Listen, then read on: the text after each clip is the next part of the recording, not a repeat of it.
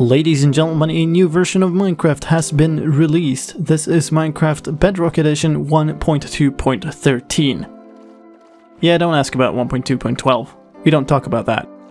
Anyway, if you don't know what the Bedrock Edition is, this is the version that runs on mobile devices on Xbox One, and you can get it from the Windows 10 store. The version that got the Better Together update and can play across different systems. My name is slicedlime. I'm here to take you on a comprehensive look on all the new things in this version. And let me start by apologizing for this video being a few days late. This is a massive amount of change and it's taken me a while to get through.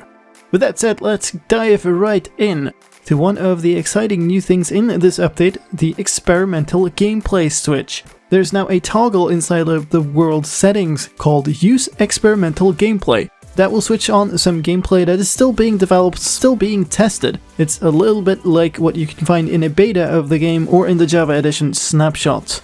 Of course, this has the same caveats. It might break your world or it might go wrong in one of any number of ways. So you can't just switch it on a world. What will happen when you switch this on is a new world will be created, a copy of your world, and it will have EX in brackets before the world name for experimental.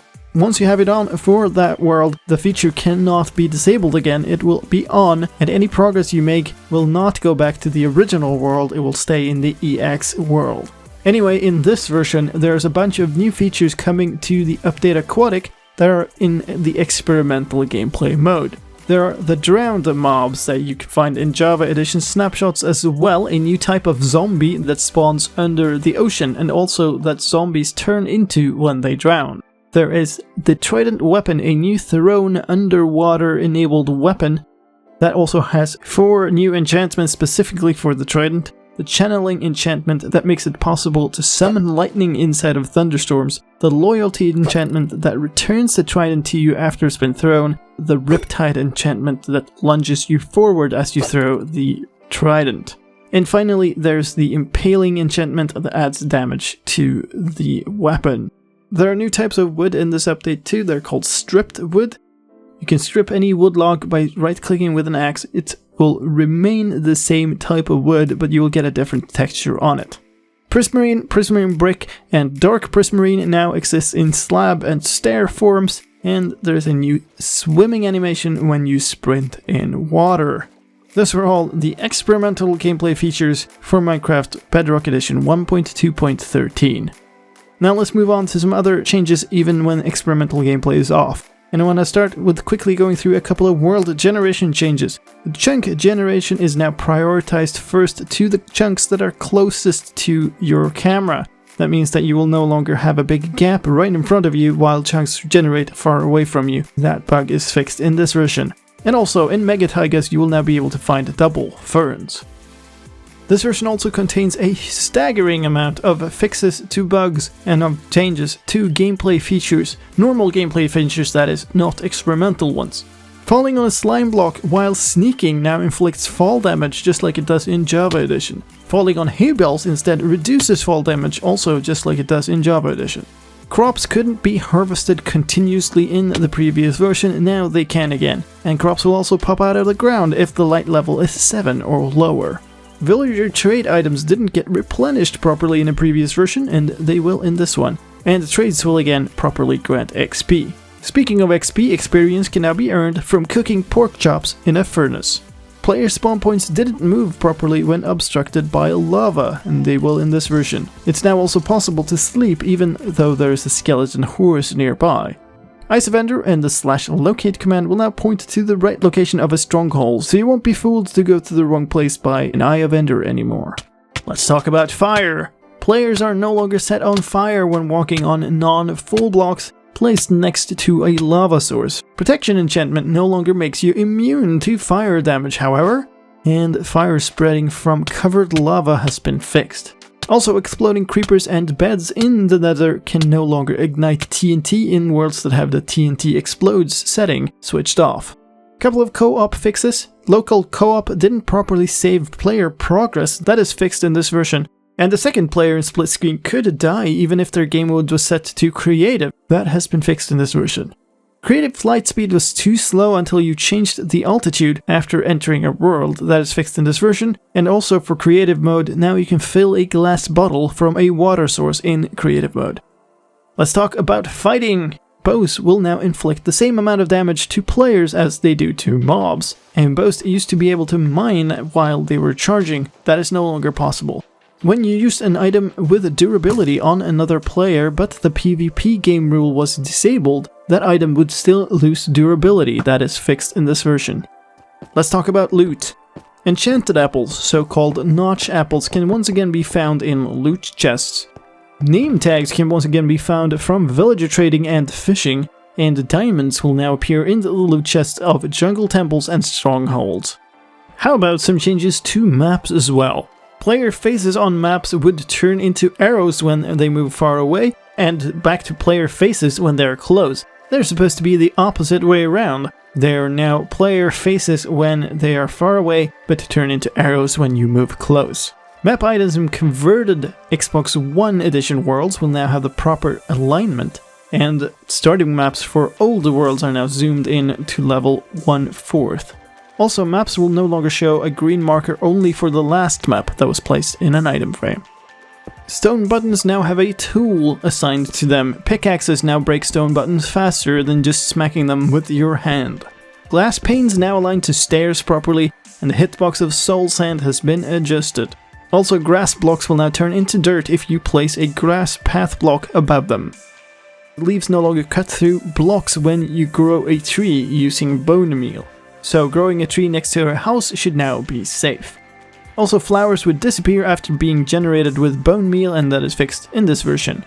When you drop an anvil on top of a torch, it will now drop as an item. Several snow layers falling on top of other snow layers will no longer cause one of the layers to get lost. And stone slabs and cobblestone walls now have the proper blast resistance. Finally, a couple of weird item glitches. If you broke a cobblestone block that was pushed by a piston, then you would get an invalid block marked update. That is fixed in this version. Also, shift-clicking items into a chest on a donkey that was full with items already will no longer cause the items to just disappear. And with that said, I think it is time for us to move on to some changes with crafting. Enchanted apples, we already talked about notch apples being findable as loot. Well, that comes coupled with a change that hit Java Edition quite a while ago. You can no longer craft notch apples. You can still craft golden apples, but not the enchanted version. There are also various improvements to selecting items in the recipe book with touchscreens when you're using the classic UI mode. And crafting items that use the ingredients from the hotbar no longer causes the hotbar to get shuffled around if you're using a controller. Mossy stone bricks can no longer be crafted by using mossy stone bricks, so that no longer results in you losing some blocks. And if you've converted a world from the Xbox One edition, then banners with the Mojang logo in them were not craftable, and that is also fixed in this version. Let's talk a little bit about controls. Many screens and actions now respond when a button gets pressed instead of when it's released. The responsiveness of those screens should now feel much better, especially on PC or when playing using a controller.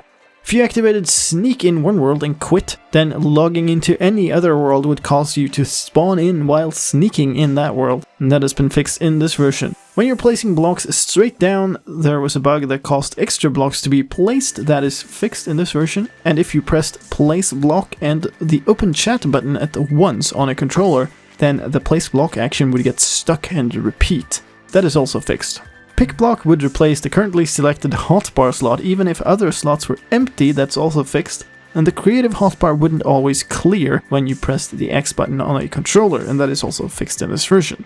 We've also added two options to swap the A and B buttons and the X and Y buttons on controllers, and you can find those inside of the controller settings screen. And finally, there was a bug that meant that you couldn't play the game on Windows 10 Mobile using an Xbox One controller. That has been fixed as well. Let's talk about mobs, because there are plenty of changes to mobs and mob spawning as well in this version. Mob spawners will now stop spawning when there are 6 or more mobs nearby to the spawner. Witches didn't spawn at all inside of witch huts. That's been fixed in this version, and the spawn rates of several mobs have been increased. Those are slimes, ghasts, that would be in the nether of course, and ocelots. Spawning has been fixed so mobs can no longer spawn on carpet or on transparent blocks like glass and fences. And the bug has been fixed so that mobs will properly spawn even when the player is below a height of 30 blocks. In worlds converted from Xbox One edition, there was a bug where overworld mobs would spawn inside of the Nether that has also been fixed. Couple of pathfinding related bugs. Mobs will no longer view closed doors as valid paths and then get stuck when they try to walk through them. And in a similar vein, baby chickens no longer get stuck in the corners of fences. When riding a minecart, mobs could sometimes shake. That has been fixed in this version. And endermites, when riding minecarts or boats that were not on rails or in the water, would suffocate. That is also fixed in this version. If you steer a horse into deep water, then you can no longer steer it. That is the same as Java Edition now. And pigs being steered using a carrot on a stick will no longer jump up slab staircases, now they'll simply walk up instead. Llama caravan bugs have been fixed, so llamas now follow on a lead in a caravan instead of acting silly and running around in circles. And also llamas can now be healed by feeding them hay bales or wheat.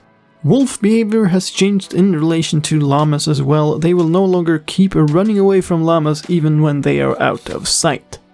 If you're holding carrots or flowers in survival mode, then rabbits will now follow you around, and smaller mobs have been changed so they can no longer trample farmlands and crops. Spawn eggs for elder guardians and zombie villagers can now be obtained if you use the pick block function in creative mode, and zombies and skeletons now burn during the daytime in warm biomes that don't have rain, even when it's raining in other biomes. Spiders no longer give up so easily when attacking, and medium slimes didn't deal damage to players at all. That has been fixed in this version. The wither also faced the wrong direction when attacking, and that has also been fixed in this version. Villager behavior has been fixed when it's raining, so they now disperse to separate houses instead of all going into the same one. And on converted Xbox One worlds, villagers will now properly breed.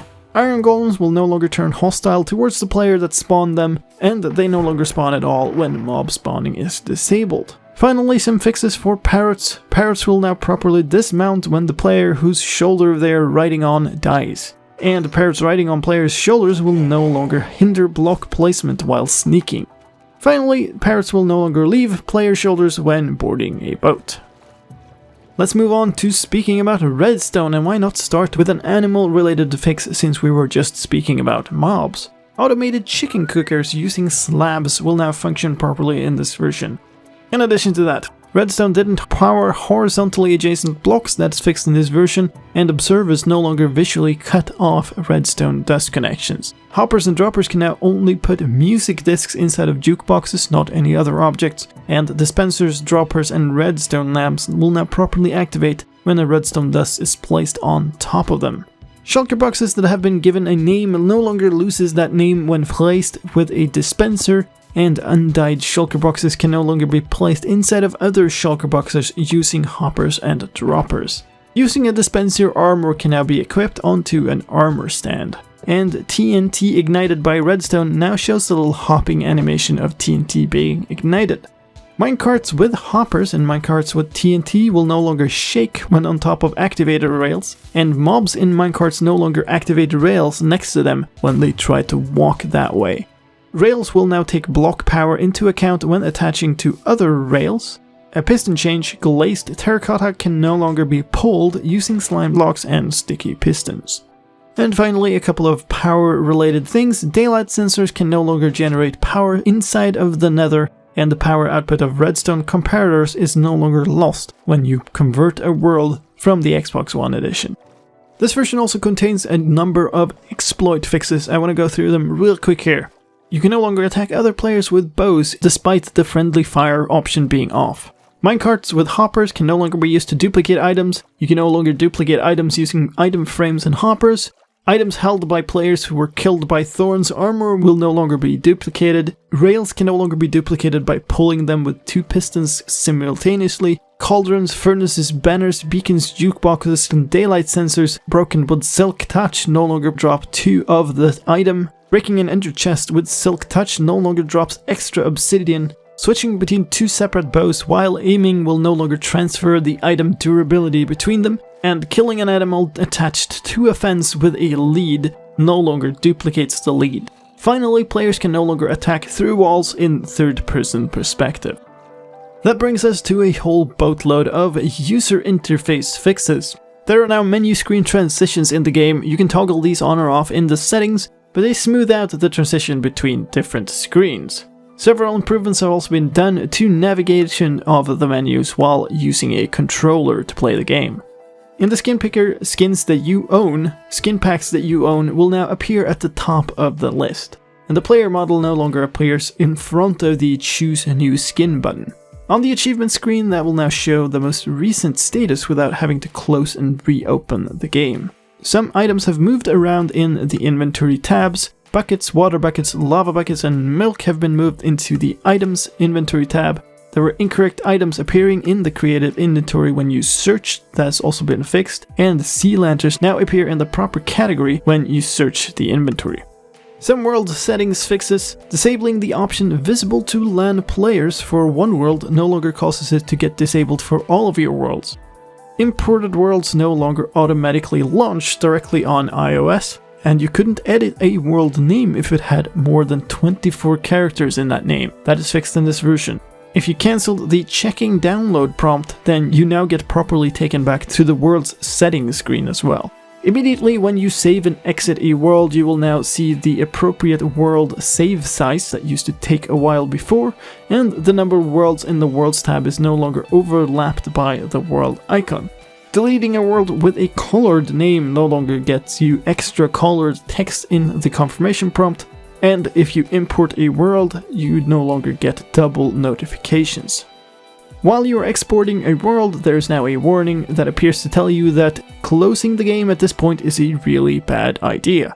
Some worlds didn't appear on the available templates list when they weren't downloaded, that's fixed now, and navigating left or right in the available templates list will no longer move focus to the very top of the list. Viewing the presence on a player profile will now be accurate even when playing in split screen, and the split screen options that wouldn't work but were still visible in VR and on mobile devices have been removed, so you can no longer see the options for split screen if you can't use it. There are some fixes for the in-game user interface as well. The oxygen bar is no longer misplaced when you get out of a boat and dive underwater. If you change the screen safe area and the user interface scale, you now get the proper positions for the hotbar, health, hunger, and paper doll. The HUD opacity setting now also affects banners and mob heads in the hotbar. The screen ratio was off and portions of the HUD were blocked if you played on iPhone 10, and that is fixed in this version. Input fixes. Text can now be properly copied and pasted in all of the text fields when using a keyboard to play the game. There were also delays when typing in chat and other text fields that have been fixed. It was impossible to create new lines on signs with formatting if you used a little paragraph letter. That is fixed in this version. And there was a rare issue when pressing the A key on the virtual keyboard that would delete all of the other text. That is also fixed. If you reassigned the toggle perspective key, then this no longer changes perspective while you are typing in chat. The input of pressing the screen is no longer slightly offset. If you're playing on Windows 10 mobile, it would be slightly to the left of where you actually clicked, and that is fixed. And disabling the controller hints will now turn off hints on the in-game menus as well. Let's talk about books. When you're editing a book in a booking quill, then pressing B on a controller will now quit the page edit mode and not just quit the entire book screen. The sign and close button is also no longer active if you haven't actually signed the book. You have to sign your name into the book before you can sign and close the book. And there was also a problem of lower frame rate when you unfocused from a booking quill, and that has also been fixed in this version. On the Pocket version of the user interface, the expandable inventory groups are properly titled. And the gamepad's cursor would snap incorrectly when highlighting the offhand slot and clicking the left thumbstick on a controller. More snapping problems, you were unable to snap the gamepad cursor between the furnace fuel slot and the output slot, and those are also fixed in this version. If you apply a global resource pack, then you now get a loading screen instead of the game just stalling while the load happens. There was a bug with the chat. If you signed into Xbox Live in-game from the achievements screen specifically, then chat messages would not appear afterwards. Looking at the jukebox now has a controller tooltip for how you use it. and there was a delay in the boost button appearing when mounting a pig with a carrot on a stick in your hand. That tooltip now shows up immediately. Shulkerbox inventory tooltips are now properly translated to other languages, and there have been several translation fixes for the Mexican version of Spanish. Let's talk a little bit about technical stuff as well, behind the scenes stuff and commands and add-ons, stuff that you care about if you're making add-ons or stuff like that. First of all, we now have paletted chunks. That means that internally we can add almost infinite amounts of different types of blocks, and there are also no more block IDs in the numbers. Side effect of this is you should be less likely to crash. We save some memory on the chunk storage this way. Let's talk about command. If you used the clone command to clone banners, then the new banners that result from that will no longer appear as blank black banners. They will now have the appropriate patterns on them. And also banners placed with the /fill command are no longer random colors if you do this on realms. Cloning a button inside of its pressed state would cause it to get stuck as pressed forever. That has been fixed in this version. Teleporting bugs: when you teleport entities to or from a ticking area, then they will no longer fail to render and they can be properly interacted with. If you use a facing component, so you use a /teleport command with a facing onto it, then the facing now properly happens after teleporting the player, not before it. Teleporting a horse while it's being ridden now works as intended, and repeatedly teleporting a lit TNT entity vertically will no longer cause the visual block and its explosive location to separate. You can no longer place redstone dust in the air or on blocks which are not suited for it using commands. Players can now be killed using /kill even when they have a resistance effect of 4 or higher. And if you use the /effect command to get health and simultaneously take damage, then you would get a repeating damage sound and animation. That bug is fixed in this version. If you apply a regeneration effect of 255 or more and then stand on top of a magma block, then you wouldn't take damage but the screen would shake. That is fixed in this version. You will no longer have a screen shake. If you use /replace item to get a map in your offhand slot, then you will no longer get an unknown map.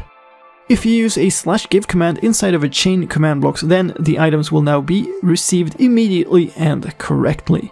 And finally, when spawning in ocelots using commands, they would spawn in groups. That has been fixed as well. Let's talk a little bit about add-ons as well, resource and behavior packs. There are updated templates for 1.2.13, there are new assets and behaviors inside of them, and if you want them, you can download them at minecraft.net/add-ons. I'll put a link to that in the video description. Armor models can now have hat layers, that's a change in this version, and boats can now have more than one seat.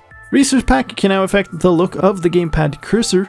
The llama_spit.json file has been properly renamed to llama_spit.json, and the slot.armor.chest has been removed from horses and llamas that don't actually have it. Behavior.hurt_by_target no longer triggers if an entity is not actually hurt, and all of the parameters to Minecraft:breathable components now function properly. Name tags can now be set to be always visible through a behavior pack as well. There are a large amount of graphical rendering fixes in this version as well. Let's go through those too. The line is now properly connected to the fishing rod and floater when fishing. Rain is now visible through glass properly. There was a rare issue too where rain and snow would fall straight through roof blocks, and rain, smoke particles and shadows are no longer visible through lava. Sugarcane now has the proper biome coloring. Maps are no longer cut off when you hold them in your hand and you're playing in vertical split screen mode. And split screen players no longer share parts of the skybox backgrounds even when they're in separate dimensions. Jungle leaves now have transparency when you hold them in your hand, and there's no longer flickering that occurs when looking through leaves that are next to snow. Beacons can now shine through lava, and if you had the blindness effect you were able to see through lava. That is fixed in this version. Slimes now properly emit slime particles when they jump, and the jumping animation for spiders has been fixed. The block breaking animation no longer goes out of sync if you jump or change tools, and there were some shadow issues on chorus flowers when smooth lighting was disabled that have been fixed in this version. Fire, cobwebs and leaves can no longer be seen through blocks at certain distances, and jumping on a horse, donkey or mule while pushing it on a wall with items attached to it no longer causes black blocks to appear around the wall. The weather textures during spawning and death animations have been fixed, and the zombie villagers now produce red particles while they are being cured. Items held by zombie villagers are now properly in the right position. For Vindicators that were holding an axe, that axe was not properly attached to the Vindicator's hand when they attacked. That is fixed in this version. Couple of fixes for end crystals. Their beams are now properly centered at the crystal and not at the fire base. And the end crystal items now have the enchantment effects while on your hotbar or in an inventory. And pistons and beds no longer have large visual outlines for a split second when you place them down. The moon will no longer graphically stutter when 2 daylight cycle is disabled, and undyed shulker boxes no longer flash when they get placed. There are particles left after Dragon's Breath attacks and lingering potions that would leave visual artifacts. That's fixed in this version. When players died and the keep inventory game rule was enabled, there would be items that spawned floating around and would remain until the player respawned. That has been fixed in this version. Chests are now placed in item frames with the appropriate rotation, and smooth lighting will now change immediately if you toggle it in the settings. Finally, the dragon head will no longer flicker if you're using the Norse mythology textures. In addition to the graphics fixes, we also have audio fixes. The sound effects for equipment and armor didn't play properly if you used the items on a hotbar to equip them. When moving through an end gateway, the sound was missing. That has been fixed in this version. And the proper sound effects will now play when using ender chests, brewing stands, armor stands, and furnaces. Thrown entities no longer play footstep sounds as they travel across ground, and the sound will no longer continue to play on the disconnect screens. Finally, minecarts will no longer make walking sounds after being pushed off and back onto rails. Let's talk a little bit about realms as well. Realms now create automatic backups, and you can download and restore backups from your Realms interface. Realms member list can now also be cleared from the member screen, and permissions are no longer reset to default when a player re-enters a realm. Operator status will now properly reflect in the in-game player's permission screen, and there were a couple of issues that could cause you to get stuck to soft lock when you were attempting to replace a world and the connection was lost, or after posting a screenshot to a club. There was also an issue that sometimes prevented a realm from being renewed. That has been fixed in this version, and you could get a really unhelpful error message when attempting to create a realm, and the "you can't create and join clubs" permission was blocked in your Xbox account. Finally, let's talk about content and the marketplace. Custom skins are now recognized on Windows 10 even if they have uppercase.png extensions. Content that you purchased off the marketplace will now auto-update. You can toggle this off if you don't want it in your profile settings. The look for the marketplace and search functionality has been updated to be able to more easily find specific content, and store descriptions can now be scrolled on mobile devices. Finally, stability and performance fixes all around, many optimizations to chunk rendering and game performance, and lots of crash fixes in this version. And after all that talking, we finally got to the end of a very long list of changes and fixes for Minecraft Bedrock Edition 1.2.13. If you want this version, just head into the App Store on your device or whatever way you normally update apps. It does take a while for these additions to roll out, but this video is a few days late, so you should definitely be able to update to this version right now. I will mention one more thing. There were several problems with the rollout of this version, one on iOS and one on Xbox One. If you got the wrong version somehow, then it has been hotfixed, and if you are stuck with something being wrong, then you can fix this by uninstalling the game and then installing it back. And that was all from me. My name is slicedlime. I hope you found this update video helpful, and if you did, please help me out in return and hit the like button. And that was all. Go enjoy this version of Minecraft Bedrock Edition, and I will catch you later. Take care. Bye bye.